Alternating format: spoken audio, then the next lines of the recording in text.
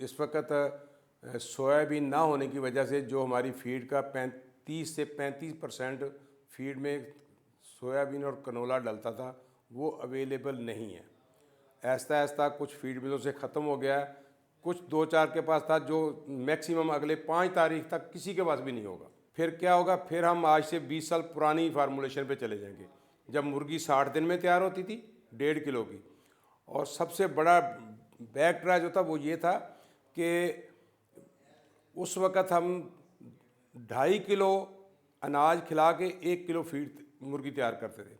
आजकल सोयाबीन की वजह से हम 1.5 किलो अनाज खिला के 1 किलो मुर्गी तैयार कर। आने वाले दिनों में अगर यही सूरत हाल रही, हमें सोयाबीन नहीं मिला तो ये गोश्त, मुर्गी का एक गोश्त 1000 रुपये किलो मिलेगा। अंडे 50 से 60 रुपये पर एग, आप उसको आप दर्जन का हिसाब लगा लें कि अगर 50 रुपये तो 600 रुपये डज़न, 600 रुपये डज़न से ऊपर चले जाएंगे ये। तो तलब भी तो कम हो जाएगी इतनी महंगाई में, तो कौन खरीदेगा 50? बस यही एक रास्ता है कि तलब कम हो जाए। लेकिन इसका फ़ायदा क्या है कि अगर आवाम को एक सस्ती प्रोटीन नहीं दे सकते हम, इसके अलावा सबसे सस्ता क्या था, हर गरीब आदमी की शादी ब्याह में, किसी की दावत में, किसी घर मेहमान आ जाए, सबसे सस्ता आइटम तो ये मुर्गी था हर आदमी। और ये अंडा हर गरीब अमीर झोंपड़ी में रहने वाला या वो वज़ीर है, उसके बच्चों की सुबह अंडे के नाश्ता करके जाते हैं। देसी मुर्गी तो है ही नहीं है। आपको कौन कहता है देसी मुर्गी अब है? कहीं आपको जाके बहुत दूर सिंध के इलाकों या पंजाब कहीं एक आध मुर्गी मिल जाएगी, वहाँ देसी मुर्गी नहीं है। तो आप लोग उस पर तवज्जो क्यों नहीं देते, उसकी ब्रीडिंग पर? किसकी ब्रीडिंग पर? देसी मुर्गी। इतनी पब्लिक को कहाँ से पूरी करेंगे अब देसी मुर्गी? देसी मुर्गी तो वैसे भी अगर आज भी लेने जाएंगे तो 2000 रुपये किलो की है। कौन ला के दे, कौन खाएगा उसको? खाने वाले खाते हैं। खाने वाले खाते हैं ना। हमारा मकसद खाने वाले को खिलाना नहीं, हमारा मकसद है गरीब आदमी को बेहतर प्रोटीन मुहैया करना।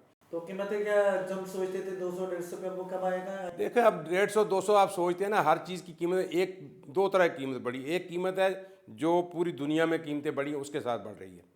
एक ये जो अभी मौजूदा ड्रॉबैक हुआ है ये सिर्फ सोयाबीन ना होने की वजह से हुआ। सस्ता नहीं होगी मुर्गी? सस्ती हो सकती है, सस्ती हो सकती है। अगर सोयाबीन मिल गई तो कुछ ना कुछ सस्ती होगी, ये यहाँ नहीं रुकेगी, सस्ती हो जाएगी। लेकिन अगर हमें प्रॉपर, असल मुर्गी महंगी होने का मकसद है फीड महंगी हो गई है। फीड महंगी इसलिए हो गई, फीड का जो हमें मटेरियल वो नहीं मिल रहा। एक सोयाबीन ना मिलने की वजह से बाकी जितने छोटे छोटे इंग्रेडिएंट थे वो उनकी कीमतें डबल हो गई हैं। हमारी बात किसी ने सुनी नहीं, मसाइल जूँ का तूँ रहा। आहिस्ता आहिस्ता हम मिनिस्टरों से मिलते रहे, मीटिंगें करते रहे, सेक्रेटरीट में जाते रहे, वज़ीर आज़म को अपीलें करते रहे, लेकिन मामला जूँ के तूँ रहे। एक चीज़ होती है जिसको हम कहते हैं हाइब्रिड, एक होती है जीएमओ, जेनेटिकली मॉडिफिकेशन ऑर्गेनिज्म।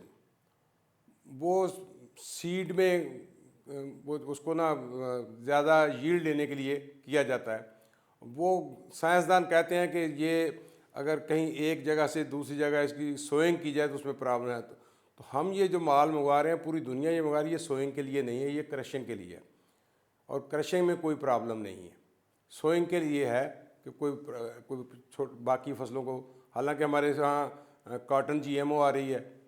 दुनिया में ये सोयाबीन अगर अमेरिका जो भी पैदा कर रहा है तकरीबन 1,40,000 मेट्रिक टन वो पैदा कर रहा है, तो उसमें से 50% वो खुद कंज्यूम करता है, 50% बाकी पूरी दुनिया को वो बेच रहा है। हम सिर्फ 2.5 मिलियन ले रहे हैं। तो जीएमओ का इशू इससे पहले तो कभी नहीं देखा, अब क्यों हो रहा है? पहले कभी नहीं हुआ ना, पिछले 10 साल से ये आ रहा था।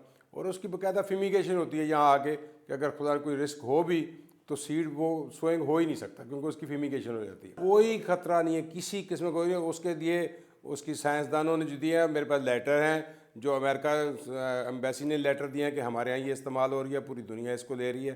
कुछ भी नहीं है। और आप नेट पे चले जाएं, उसमें निकालें जीएमओ क्या, उस पर क्या नुकसान है, आपको नजर ज़ीरो आ जाएगा। कुछ भी नहीं है। वो जस्ट एक हाइब्रिड है, उससे थोड़ी सी और बेहतर क्वालिटी करके, सिर्फ इसलिए कि जैसे जैसे दुनिया की आबादी बढ़ रही है तो जाहिर है हमें यील्ड भी ज़्यादा चाहिए। तो यील्ड बढ़ाने के लिए सब कुछ हो रहा है, इसके अलावा और कुछ भी नहीं है उसमें।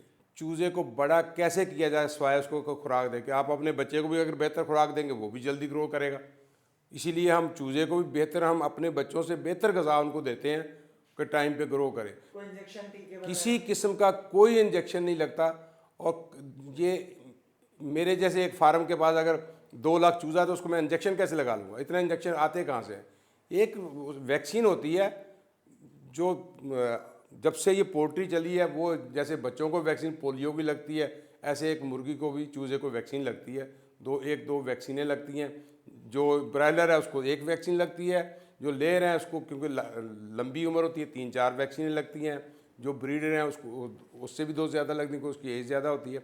ब्रायलर को सिर्फ एक वैक्सीन लगती है, वो भी ड्रॉप्स पिलाए जाते हैं या उसकी आंख में कतरा डाला जाता है और कुछ भी नहीं होता।